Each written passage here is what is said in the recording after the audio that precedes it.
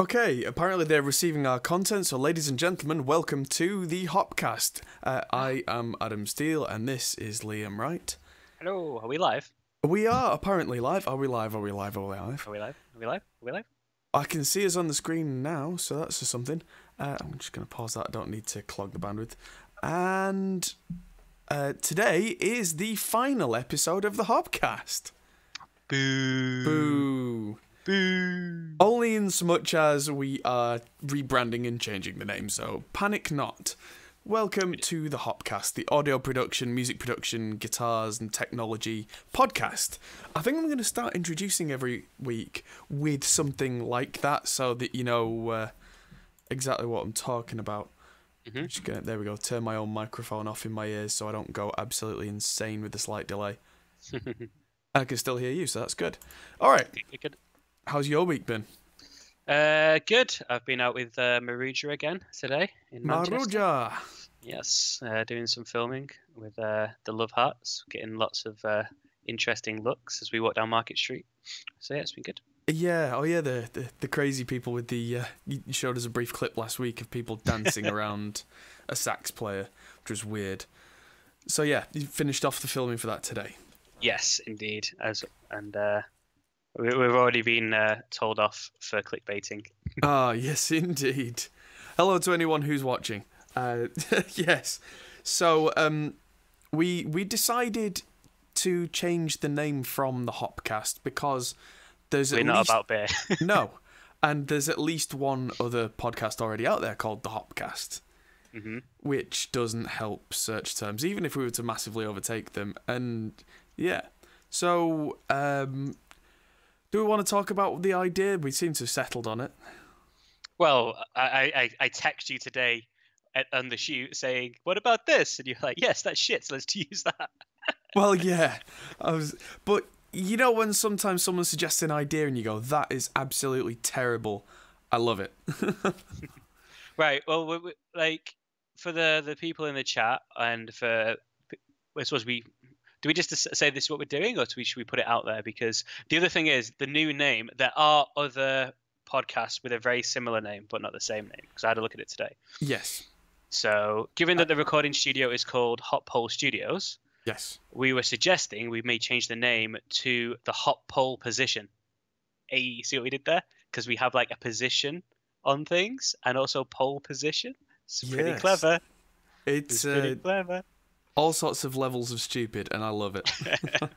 So that's what we're thinking. So we need to do some branding stuff for next week. So there are a couple of podcasts called The Pole Position, which obviously to do with F1, but there isn't a Hot Pole Position. So we will actually have a unique name at least. And I think it's quirky, keeps us with the hot pole in there, which is nice. And then we can do some grid-based top fives and things like that, which I think would be cool and fun. Yeah, I mean, I've been planning on. I've made a what's it called? A top 10 of DAW's digital audio workstations, which is in the works, and I think that would fit that branding quite well, actually. People have said as long as we don't get Lewis Hamilton on the show, then they're okay with it. Yeah. One question that we had, which we've had more than once, is probably worth answering publicly because everybody who comes in the studio asks me this and I have to give the full story. Where did the name Hot Pole Studios come from? Do you want to start this one? It's not that exciting though, really, is it? No, the building that we started. Well, I suppose it was just called Banter Studios originally because the company that me and Adam owned was Banter Media, which is a video production and sort of digital agency. And then when we moved buildings, we bought an old pub in Manchester called the Hot Pole, and that's what the pub was called. So we decided, why don't we? It is from 1882.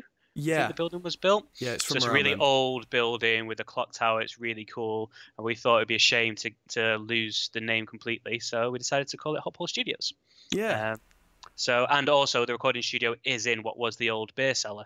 So we spent a lot of money converting. When we moved in, we had to literally rip all the old pumps off the walls, the old refrigeration units, and everything were all down there. It was dank and horrible and damp, and we had to renovate the whole thing, soundproof it, gut the whole thing, tank tanky it. But now we have a recording studio that has some of the best sound isolation in the country, because it is in a cellar. You can't really hear anything from outside down there at all, which is really nice. But yeah, so it's in an old beer cellar, in an old pub. It seemed a bit of a shame not to keep the name. Yeah, and just for anyone, especially American viewers, the hop pole, it's not something I suppose talked about too much with beer, but beer is made with hops. Hops is the stuff that makes it not just taste like kind of sickly honey water. That's why there's a podcast called The Hopcast. Yeah, and hops apparently grown on a pole because it's kind of a long, stringy thing. So that's why the pub was named what it was originally, and so we just took that name. I think there's only one other hop pole in the country as well, because usually, again, if you're not from the UK, lots of pubs have the same names, like the Hare and Hounds, Dice Arts, the Wagon, all those sorts of names are very, very popular. Where I think there's one other hop pole in Birmingham somewhere. Fun fact, I know of at least two. Oh, right, okay. One of which I have touched the bricks of. You touched the bricks? Wow. Well, I was in a rush, I couldn't go in. But one of them, the hop pole, is in a town called Aylesbury. I don't know where Aylesbury is, actually. I've never thought to look. But they follow us on Instagram. All right. And they post quite regularly. They accidentally follow us. Like, yeah, I don't know if it was on purpose or what. And then there's the Hop Pole pub in Shoreditch in London. Which I know about because I went to a meeting at the bike shed in Shoreditch and walked past the hop pole and just stopped, turned around and did a double take. Okay, so there's probably four then. Because this is from when we took off the pub, and I remember just Googling it, and only one other came up somewhere in Birmingham, or the Midlands somewhere. Right. Yeah, the one in London, it was proper like marble and everything on the outside. It was all real early 1900s original stuff. Cool. Yeah, it was very pretty. But yeah, shame I didn't have time to stop. That was a while back now. So yeah, that's the history of the name. So cool. Yeah, we kept it for posterity, but yeah, because of that, the Hopcast has been kind of a beer thing. So instead of being beer and not music production, let's be Formula One instead. That won't cause any confusion. Not at all. We get some really irate racing fans. Yeah. Well, they'll tune in. Maybe one of them will be into music production and they'll like it. Hey, happy days. We'll do a segment on recording car audio. Funnily enough, I have a plugin that I need to review, which is fully automated. Like you rev the thing and it revs the engine and stuff. It's really cool. Okay. A company called Krotos. The plugin's called Igniter. And yeah, you tell it exactly what vehicle you want out of a list of about 100. There's like Aston Martins and stuff in there. And yeah, you use automation instead of samples because it's got all the samples in it. It's like an engine, quote unquote. And so you do things like you hit the brakes and the change gears and stuff, and it makes all the sounds. So doing ADR, like Foley for cars, for films, so easy. How about cars in music production? It's very loosely sort of tedious language. What's your opinion on sirens in music videos? Sirens? Like police sirens and ambulance sirens in music videos. It's one of my biggest pet peeves in the world. I think it should be illegal. A lot of times I'm driving along and you hear a siren in a track. Yes. Not a dub siren, an actual siren. Yeah. Someone thinks it's cool. I think that should be illegal. Or like if there's a music video and someone gets arrested in the middle or whatever, and it's got the full kind of sound. So I hope your plugin can't do that. I can see why that would be irritating. Yeah. You may or may not have noticed the stream is not kind of laggy or struggling today. Yes. No one's. No one's complained or anything. The reason for that is that I took my whole computer, my laptop, apart this week and cleaned the whole damn thing. I probably should have done a video on that, to be honest, but... You vacuum it? Yeah. I took all the back off and took the fans out, and in between the fans and the heat sinks was just a 2mm thick layer of dust, which was the equivalent of sticking a piece of cardboard in there so the air couldn't get through. So now I just cleared all that out, and of course the computer cut me several times, so I made the blood sacrifice that every IT guy does. I'm sure IT guys can sympathise. To get a computer to work right, you must first be cut by it. And yeah, suddenly my temperatures have dropped by nearly 40 degrees. Nothing's struggling. Everything's absolutely fine. So before anyone goes out and buys a brand new computer, you should probably just look and see if it's full of dust. Yeah, definitely. That segues us to our first topic of the day. Talking of new computers, ladies and gentlemen, the new iMac has been announced, which seems relevant for music production, except that the cost of them is as astronomical as ever. What's your opinion on Mac? I have an iMac. Oh, you do? Yes, you do. I don't use it enough. It's currently at the Sharp project, actually. I don't know. I think there was a period about 6 years ago where they hit a peak where it made sense to buy them. But for me, for the last kind of 15 years, there was only been like a 2-year window where it actually made any sense to buy one. And now it's just a complete waste of money, in my opinion. Like, the screens are beautiful, but in terms of value for money, I mean, if you've got, there was a period where if you had more money than sense, buy one, and then it was, okay, they're really good value. Like, especially with the laptops, like the Mac Pro we've got downstairs. What was that? 2011. Yeah, that was a phenomenal era for Mac. And I think now it's just gone to the point where you have to have more money than sense, and also no desire to actually have the best thing in order to buy one. I don't rate them at all. I don't know. What's your view? I am in a similar boat, and it's very much the price that gets me. If money was no object, they're not bad.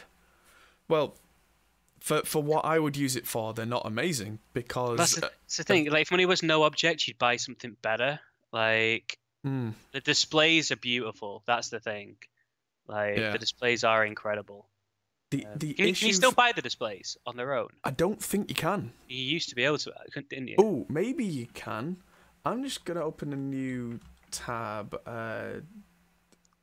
What? If money was no object and I could just have iMac displays, then yes, I would do that. Let's have a look, see if it would come under accessories. But, oh no, they're advertising LG. LG's Ultrafine. Wow. Which, as far as I know, actually, it's the same panel. It's the same same 5K panel that LG make for Apple. They sell as their own product. But it's £1,179 for a 5K display.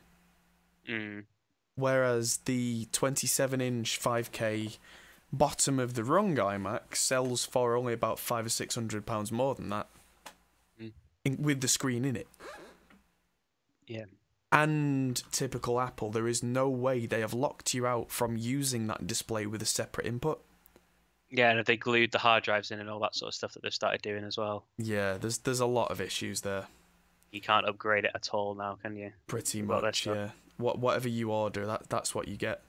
There's a couple little improvements. If you look at the bottom of this chin bar here, there are holes right the way across the bottom, so they're actually sucking quite a bit of air in.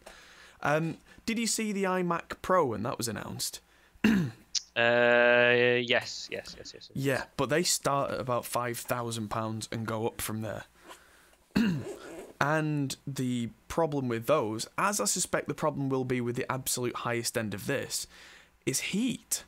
Because if you look at this picture here, the side of it, they've made it now 5mm thin at the edges. Nobody cares about the edges. Wasn't that the thing with the iMac Pros, that the top-end iMac Pro actually performed worse than the one below it because it overheated? Yeah. Yeah, because there was literally no way to pump all that heat away, so the whole thing had to slow down.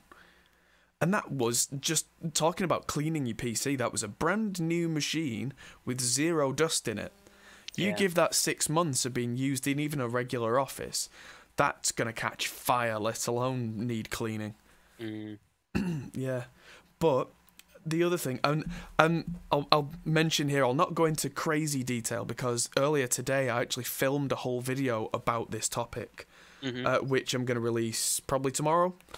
And it's up to 8 cores, The 21-inch version, you can't get an 8-core processor. What generation chips have they got in them? Oh, that's the other thing. Ninth gen. Most of them are the 8th generation Intel. Right. Oh, yeah, I see that. But the 8-core one, the top of the range, is the 9th generation. Right. So they're using 8000 series and 9000 series in the same range. Right. Not ideal. I mean, why would they be using older processors? To me, that's the equivalent of like getting last year's car. Mm.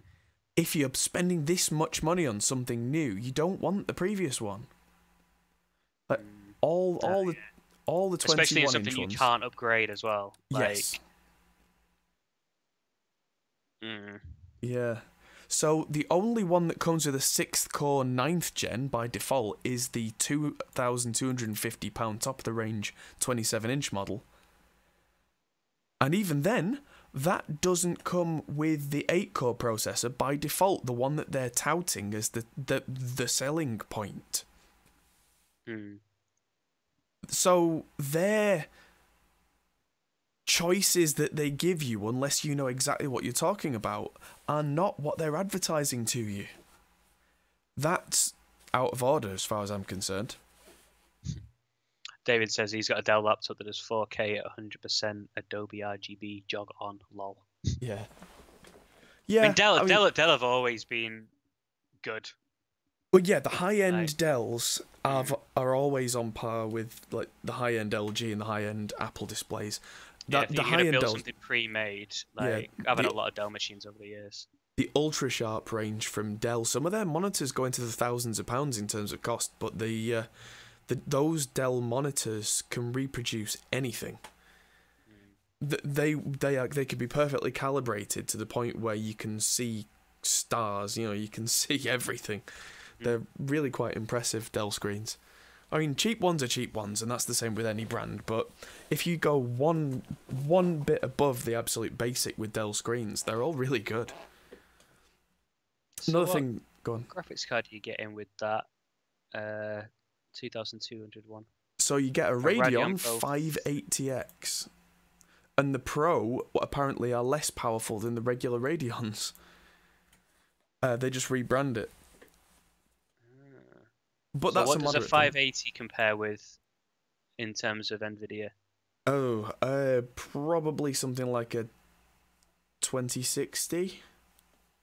It's not actually that bad value then, actually, looking at it. Like Maybe. 2200, if that's the case. I mean... 8 gigabytes of RAM and a 6-core, though, that's not great. Considering a separate card for a 580 you can be had with for a under 5K £200. monitor, though, with a 5K 27-inch monitor. Yeah, but a 4K 28-inch monitor that's the same quality, you're looking at £300. Prices have dropped like a stone. I'm just thinking, so, like, I've got a i5 6600 series processor with a 1060, a nice case, a 144 Hz monitor, and I don't think I bought my keyboard or anything with it. 16 gig of RAM, and that came to a similar amount of money. Like, obviously, it was a good few years ago now. Like, I'm not saying it would compare, but in terms of, like, maybe it's not. That's the thing, times have moved on. I mean, especially for an audio producer, I would want that 8-core processor. Yeah. So that's £360 extra. I couldn't live without at least 16 gig of memory, but let's call it 32. I mean, my laptop's got 32 gigabytes of RAM in. For someone like me who does After Effects work, Premiere work, that's an extra £540 for that. Yeah, that's the thing, isn't it? Yeah. If you want the serious big boy graphics card... 32 gig of RAM. Yeah. Fuck. So if you want the Vega 48, which is the serious graphics card, which I'll give them that, they're fairly serious, it's another £400. The Fusion drive is actually a tiny SSD with a spinning Rust hard drive, and I wouldn't want that, I'd want SSD. If I want a 2TB SSD, that's £990 for that. Where I can get a Samsung 970 Evo 2TB for £400. And so the price now, £4,544. Yeah. And that's this is the video that's going to come out tomorrow. Is I went on PCPartPicker.com And I spec'd out pretty much an identical, if not better, computer, including screen, including peripherals, 2,100. Yeah. That's what I'm saying. I think the base model isn't too bad. But Yeah. as soon as you start adding, like, in terms of value for money, but it's the thing, the fact you can't upgrade them. David just said, can't you get the matching monitor yet? Didn't they end the cinema display? Yeah, that's what we were talking about a minute ago. You used to be able to just get the cinema displays on their own, which were good value for the quality. But yeah, they don't want people using Mac monitors with PCs. So no, they really don't, which is a real shame. I'm getting lost now. The LG screen. Oh, I'm clicking too quickly. The LG screen that they sell is £1,179, and that's exactly the same screen as is in the iMacs because it's made by the same people. it just goes down to what we were saying a couple of weeks ago. They don't care about computers anymore. They No. only care about the phones. This is just, it's sad, but Yeah. For me, I feel like Macs have gone down the route of just being, I don't know, almost like a poser. I don't want to say a posery home PC. Like for someone who's got lots of money and wants something that looks good, it's almost just an extra decoration for your house rather than what it was 6 years ago, which was the centerpiece of any creative company. You had to have Macs if you wanted the best performance. I think that's just gone now. I think they're not looking to get that market segment back again. Quite happily just have people that can afford a Mac who have an iPhone that want the convenience of having iMessage on their computer and all that sort of stuff, and they've got lots of money, get a Mac for home. Yeah, I agree completely. That when we were starting up Banter, I wanted a Mac. When later on down the line, when you got a Mac, I was quite happy to use it. And when you got that 27-inch iMac, it worked perfectly well for any programs that weren't Windows only. That I quite liked using it. Now I wouldn't touch them with a 10-foot pole unless I'd won the lottery, and in that case, I'd probably be buying some sort of doubly powerful PC. And yeah, I generally find now that the only people who are shouting loudly about, oh, well, Mac is the way to go, are people who've been using them for so long, they're unable to work. Otherwise, they can't see past their own nose. Yeah. And that's also fascinating to me that every major program I can think of that I use in both video and audio production is available for PC and Mac and works entirely the same on both, really, because it's cross-compiled for the same processor family. And there's a really good mind mapping program on Macs that you can't get on PCs. Mind mapping, right? It's pretty much the only thing I can think of. That tells me a story that the kind of people who would have a map are the kind of people are the kind of people who would do mind mapping. Hey, what are you trying to say? Yeah, well, the interesting thing about this was, like, it's not even as if the Mac that I spec'd out there was similar to the PC build. The processor was identical. It was a Core i9 Intel 9900K. And that's not similar, that is the same. You could actually pull one out of a Mac. I mean, you'd void your warranty, and you could put it straight into a PC, and it would carry on as if nothing had happened. It would be perfectly happy. Yeah. That says they don't want to be in this world anymore, do they? No, I mean, they really are, I think, keeping up appearances with a lot of the Mac stuff now. It will be fascinating if they change the whole processor architecture with Macs. I'll be quite interested to see how that goes. Oh, you said about, and then moving to ARM, something like that. Yeah. Obviously, that's not happened with this generation, but that may still be on the cards. Yeah, I mean, that could, but again, I think that just moves it more and more away from sort of the professional angle, though, doesn't it? Yeah. That makes a lot more sense for that home market. There's nothing wrong with it. If you want a nice looking computer, they do look really nice. There's no argument about that. The design of them is flawless. Funnily enough, I think 90% of Mac users do not care what kind of processor is in them as long as they work. And that's quite important. I mean, the 10% who do care will probably move over to PC eventually, begrudgingly anyway. So yeah, it's only going to be a couple of years, I think, until we see the end of entirely GPU-based architecture. No, ARM-based architecture. ARM processors like what's in iPads and iPhones. But you can get far more powerful versions of ARM processors. You can get some seriously, scarily powerful ARM stuff. So they'll probably move to that. Which you were saying would then mean that you may get a kind of desktop version of iOS so that everything is then compatible. Oh, yeah, David was saying that would be a funny direction to take.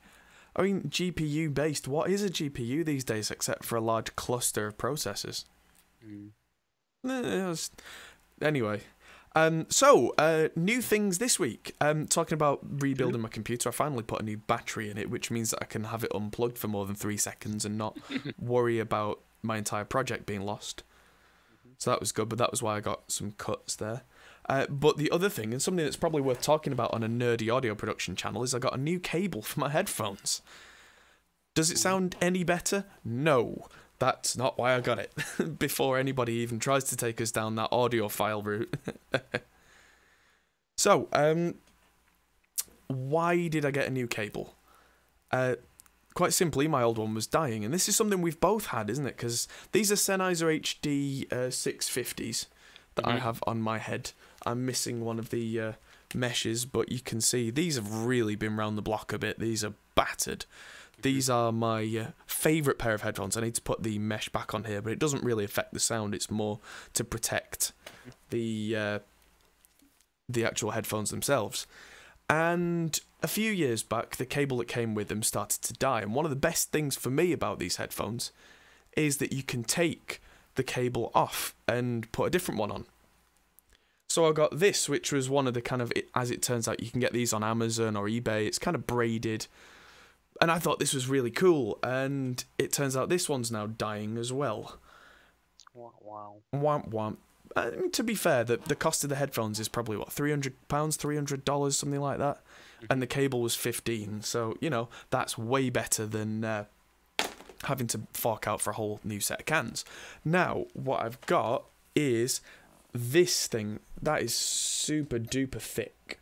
It's completely braided by a guy I found on eBay of all places, and it's absolutely brilliant because it's exactly the length I wanted in the colour I wanted with a longer split, which for guitarists or music producers, that's great because it means I'm not choking on the connection being there. And everything, I thought maybe the headphones were failing because I was really having to push one of these spade connectors in, and it turns out it's just that the connectors were really flimsy on these replacement cables, and these are really chunky.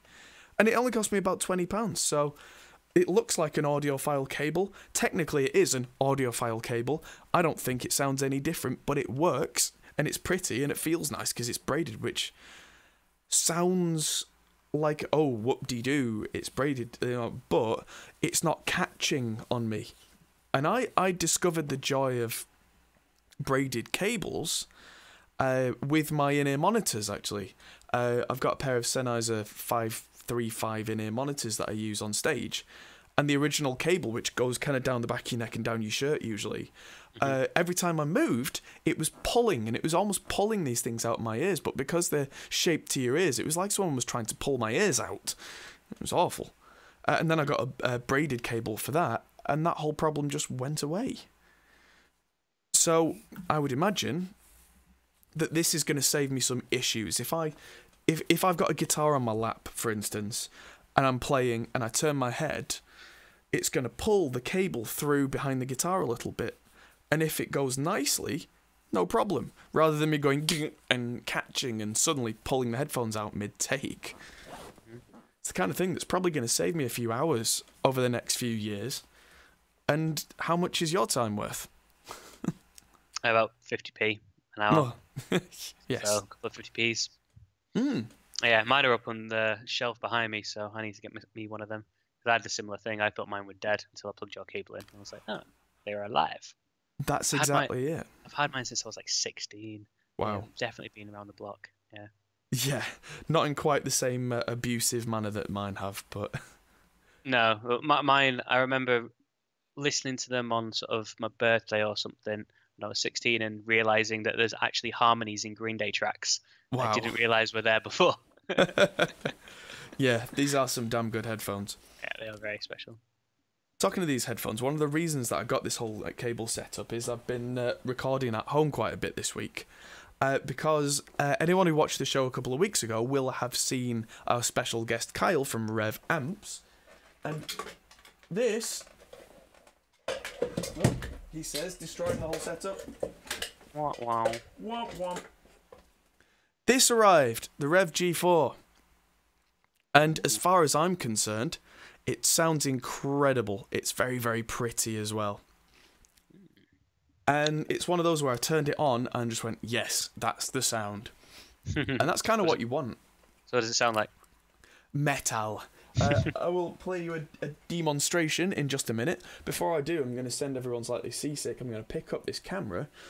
This is my home recording setup, which is very janky compared to the studio, but this is exactly what I needed at the time. So I'm using the Audience Sono as my recording interface. I'm just covering the light there because it's lighting me and blinding everything else.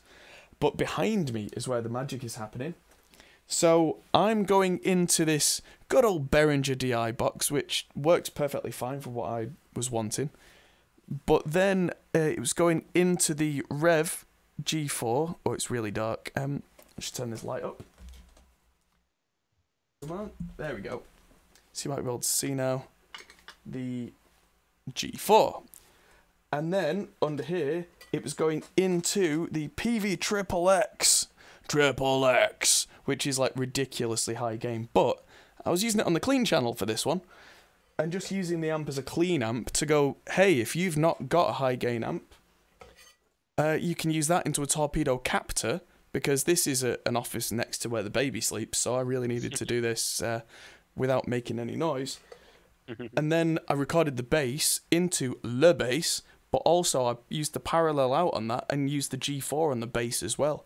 And that made for some seriously metal tones.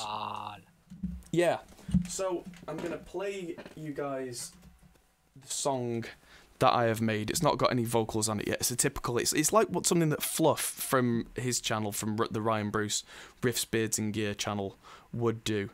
It's just like heavy guitar and bass and drums. So if I can find, Revv demo, it's here somewhere. I'm going to put the link in Liam's chat and I'm going to play it for you guys. I'll just listen on YouTube, it's fine. Okay, it will sound terrible, but sure. No, I can listen on YouTube. Oh, afterwards you mean? Well, I can just... Oh, right, no, I get you. You can just listen to the foldback. Okay, where is it? It's in... My eyes have just kind of gone because of that really bright light. There it is. Okay. Let's crack this out through VLC. So yeah, this is serious metal. That coming through... that won't be coming through the right audio device because that would be helpful. Okay, there we go. Let's try this.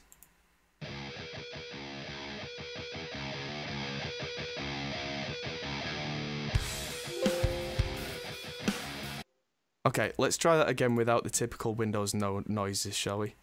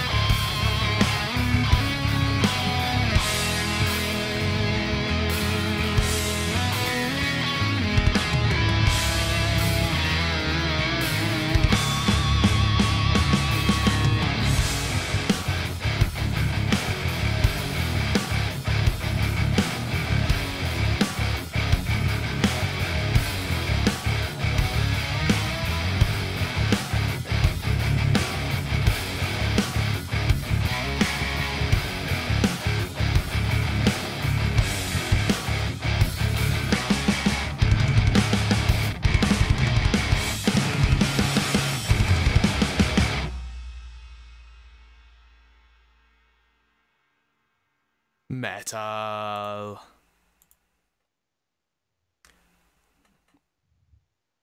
Wait for Liam to finish.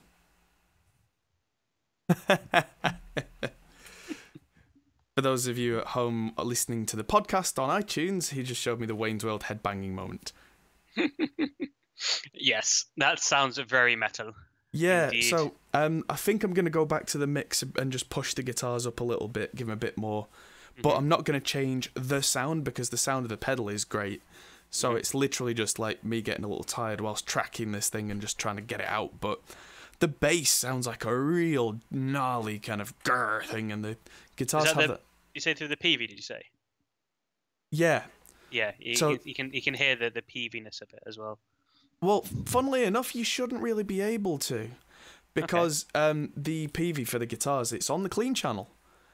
Like clean. The Triple X has quite a clean channel, which is why I picked it out of the amps that we have. And then the G4 pedal is literally doing all the metal, which is why I was so impressed with it. Still has that vibe to me. Still has that PV sort of metally vibe, I feel. Yeah. Well, up in that high gain territory, there's only really the PV5150 or maybe the Mesa dual rectifier that have that tone. It's a bit tighter than a dual rectifier. I suppose it is a bit 5150-ish. But yeah, the fact that that's coming from a pedal that's not got any valves, any tubes in it, I'm really impressed with.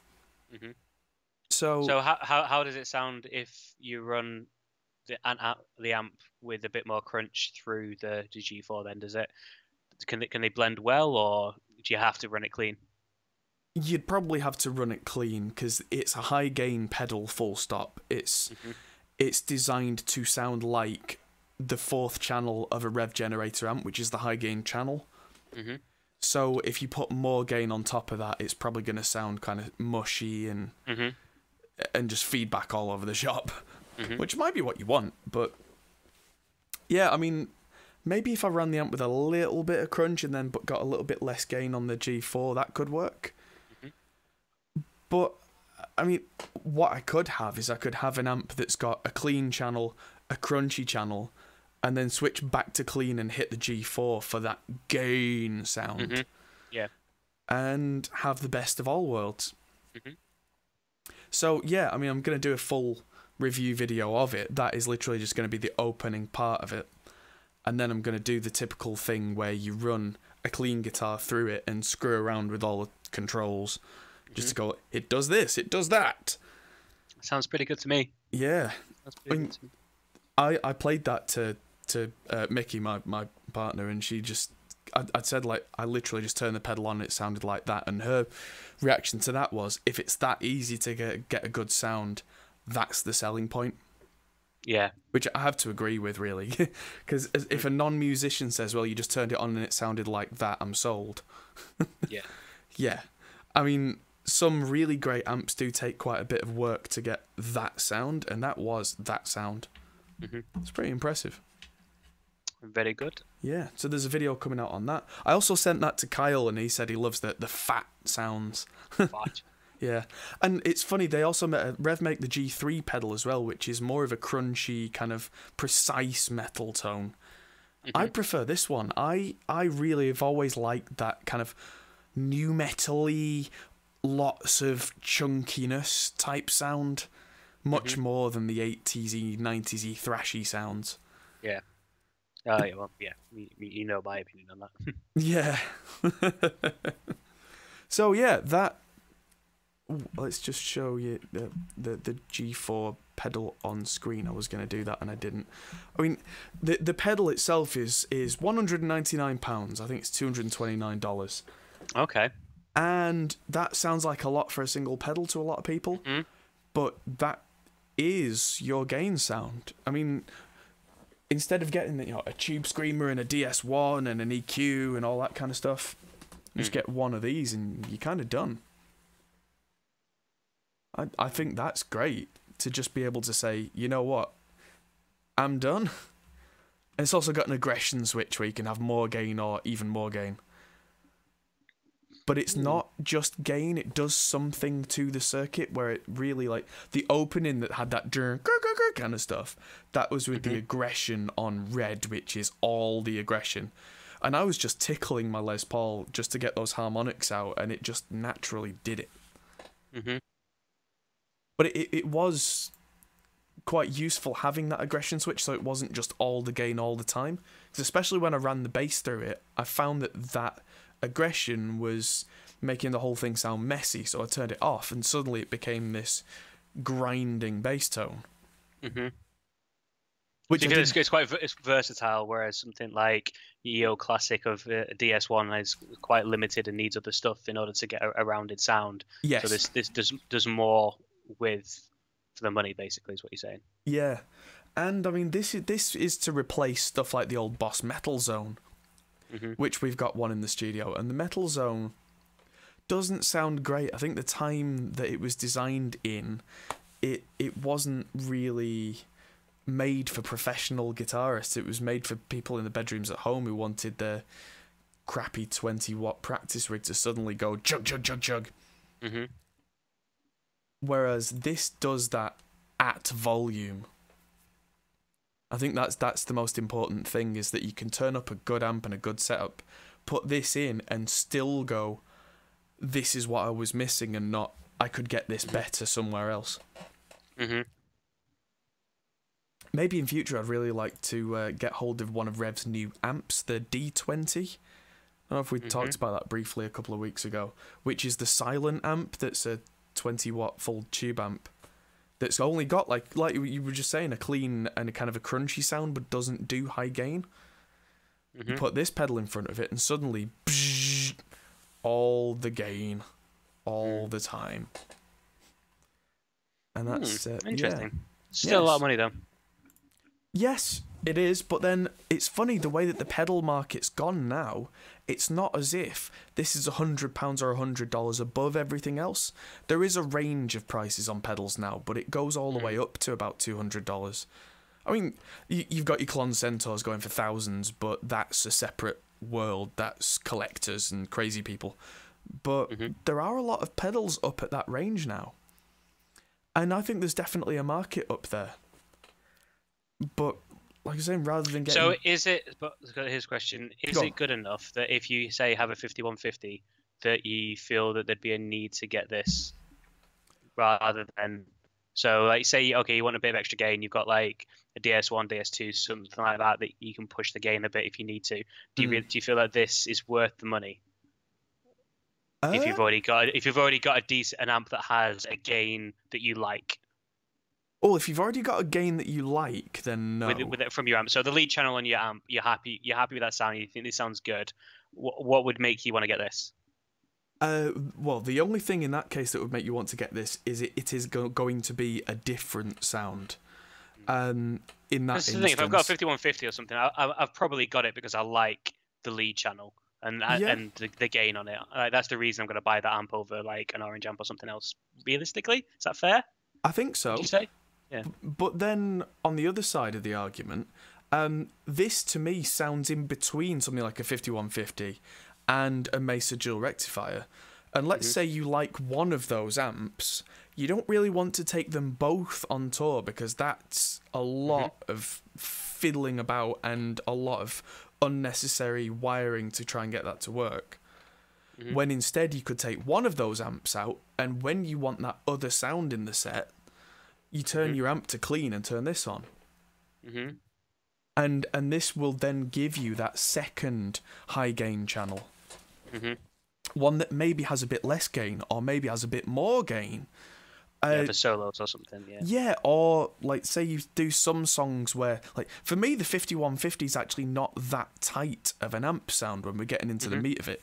It's quite I would describe it as chewy, with the gain quite high up on a 5150. Unless you use a tube screamer to tighten it up, when you're going chug chug chug, it's more of a shrung shrung shrung kind of thing. It's quite thick. I'd agree with that. Whereas the G4, when I was chugging, it was going jun jun jun jun jun. Even though the game was quite liquidy and quite, it didn't stop singing when I kept playing long notes. When I was really digging in, it shouted back at me. 4 Year Strong style. Yes, very much like 4 Year Strong style, actually, yeah. So very chuggy. But maybe you've got some other songs where you want that thick sound. So you then just switch your amp to the clean tone with very little gain and plenty of volume, turn this on in front of it, and there's your other sound. And on tour, I mean, definitely on tour, I would want more options rather than when I'm in the studio. But in the studio, my philosophy is use as few pedals as possible in each setup. But live, you need different stuff, especially if you've got quite a varied set. Maybe you're in a band that's been playing a while. You've got several albums that all sound kind of different.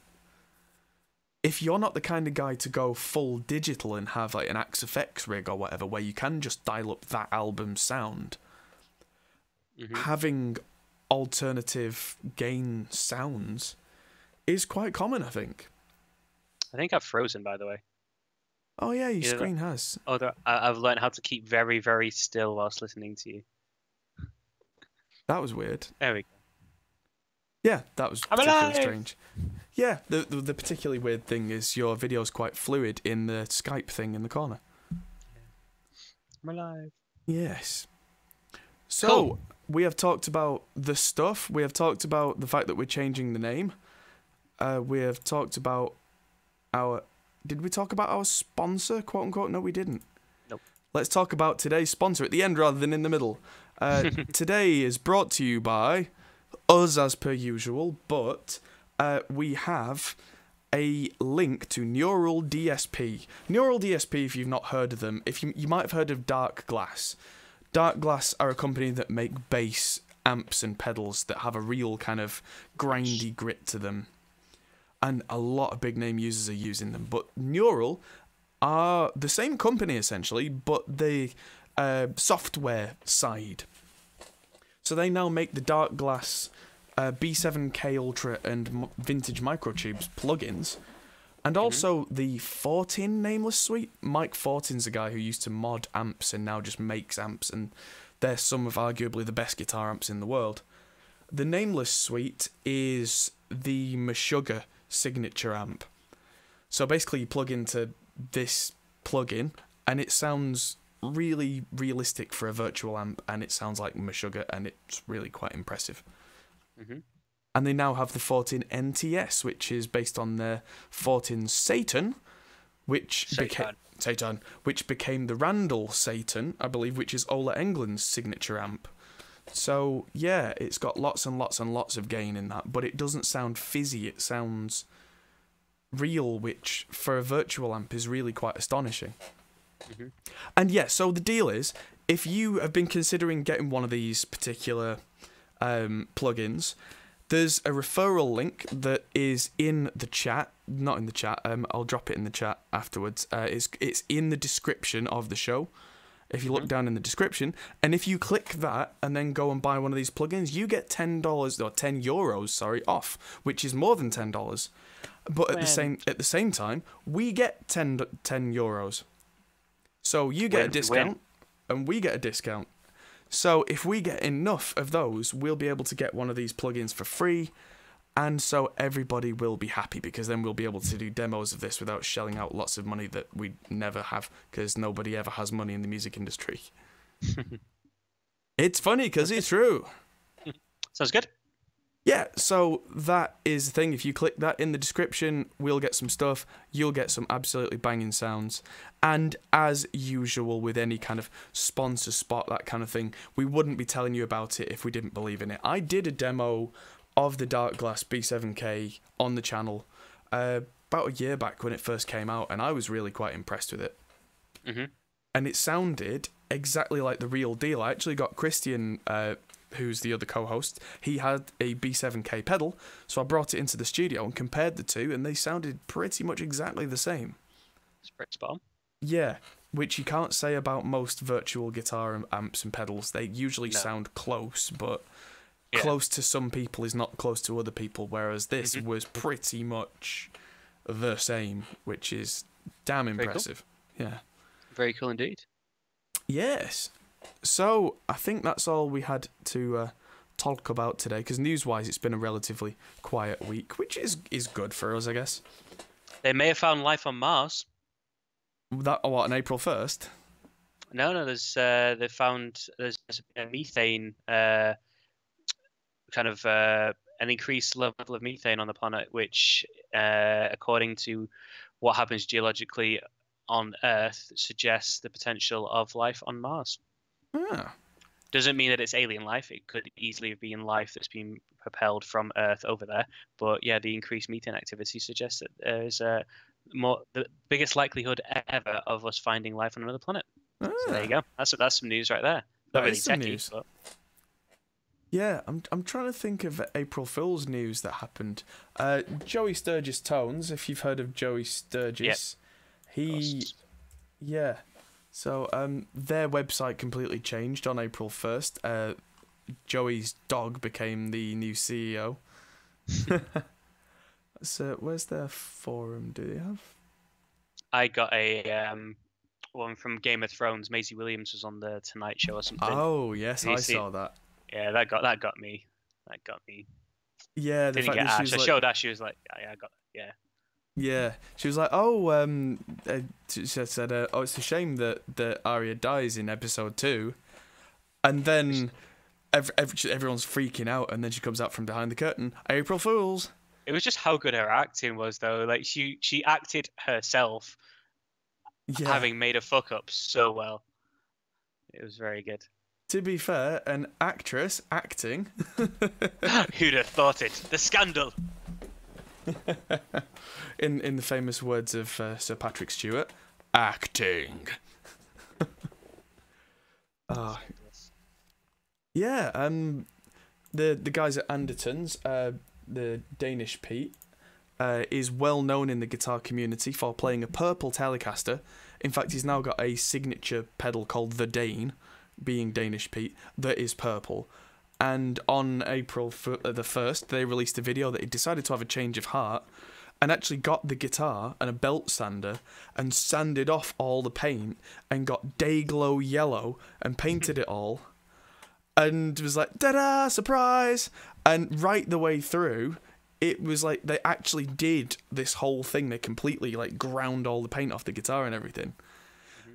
And then at the end, he looked into his case and pulled out the real one. It was like, yeah, I got you, because they had these, what do you call them, road-worn ones that looked identical to his, that were significantly cheaper. And yes, that really amused me. Very good. Yes, well done, chaps. But yeah, it's not been too much April Fools this time. The new Periphery album's been leaked early, so the entire band went, oh, sod it, here we go, here's the album, and have just released it on YouTube. Literally just said, you know what, if it's going to be pirated, have it, here you go. The people who were going to buy it were going to buy it anyway. That's always the case in my opinion, yeah. Yeah. So rather than people getting money from the ad revenue or whatever for pirated material, they've literally just gone, there, have it. And it wasn't an April Fool's, and it was the actual album. That's a cool April Fool's. April Fool's releasing the album for free. No, really, there it is. Yeah. So there's a lot of new music out there, because there's that, and also the new Devin Townsend album, Empath, which has just given me a headache this week. I haven't been able to listen to the whole thing because it's mental. Mm-hmm. But that's something maybe we could talk about on the next podcast, because once I've got my head around it, the production on that album is insanely good. Nolly, formerly of Periphery, is now a very well-known producer in his own right. Mm-hmm. Mr. Adam Getgood, and he has mixed the entire album for Devin Townsend, who is well-known Canadian nutcase. Mm-hmm. And there are things like that. This is the first time that Devin Townsend, instead of going, I'm going to make a metal album, has just gone, I'm making an album with all the stuff that is in my head. And that's why I'm listening to it going, oh, because there are bits where there's like smooth jazz and kitten noises. Not even kidding, right? Like, there's cow noises and meowing kittens and stuff. And about 20 seconds later, there's brutal death metal. Like, the kind of stuff where it sounds like the drums are programmed because they're so fast. Mm-hmm. But there's a guy who's a YouTuber called 66 Samus, who is a death metal drummer, who is genuinely that good. And Devin Townsend called him and went, can you come into the studio and do those bits for me? But the thing that really impresses me about the production on that album is there are 3 drummers. There's Morgan Agron, who's one of the most well-known kind of improvisational jazz drummers. There's Anup Sastry from is he from Monuments? He's a very well-known prog metal drummer, and there's 66 Sam is doing the death metal stuff. And the same drummers, they'll switch out in the same song, and you can't tell where the switches are. Okay. That's some incredibly good production right there, to be able to blend in 3 completely different drummers. I mean, you know which drummer it is because you can tell from one's jazzy and one's doing the kind of metal. But I'm listening really closely to it, and I'm not finding obvious break points. And there's got to be something in it, because there's no samples or anything. It's not as if they've pasted anything over it. It's actual real drummers. And yeah, so there's full choirs on there, loads of synths. Check out this. There's a video for the song Genesis by Devin Townsend, and if you've got 5 minutes to just watch something and go, what have I just watched? The music video is a green screen with Devin himself sitting in front of it, listening to the song on headphones, and what comes up on the green screen is essentially a representation of what's going on in his head. And it really is, like, you watch it and it's an experience. Whether you like metal or not, I definitely suggest have a look at Devin Townsend Genesis. I got it. Yeah. So it's something to watch after the stream, maybe, because I think this is... you pasted it as well. Cool. Yes. Yeah, it's the kind of thing where, from a musician's perspective, you're looking at it going, what? In the best possible way. You're going, sorry, rewind, what happened? Kittens, and then metal, and then disco, and then cows. What? I'm just waiting for the new Tool album. It's meant to be at some point this year. Oh, I am so looking forward to that. Yes. I mean, it's been far too long. Yeah. There are a lot of people like, oh, I grew out of Tool, man. And I'm like, no, didn't. Sorry. I mean, I stopped wearing the whole like black leather trench coat kind of thing a while back, but... just... I played with me and Ash we ended up watching some documentaries on Nirvana until like 4 a.m. one night, and then we started got lost in YouTube just playing music for each other. And I asked if she'd ever heard of Tool, and she said no. And I was like, right, well, I'd explained to her what Lateralis was to me as a teenager, and the experience that I had when I listened to it. I think it's the first album I ever just put on as a CD and just sat in front of my CD player and stared at it until the album had finished, and was like, what the hell was that? And I said to her, you can't experience it. It's the only band that, for me, especially at the time, I'd ever seen that. I don't believe that Tool have singles. They just have albums. You can't listen to one song. Yeah. But if you could listen to one, it would be Parable into Parabola. Yes. So I said, okay, just listen to this. Close your eyes and let me play this to you. And her first experience with Tool, and her only experience with Tool, and she was absolutely blown away in terms of, I think it just gives you a whole other... We were saying about Devin Townsend and it being an experience. Yeah. For me, Tool is just... It's a different type of music. It really is.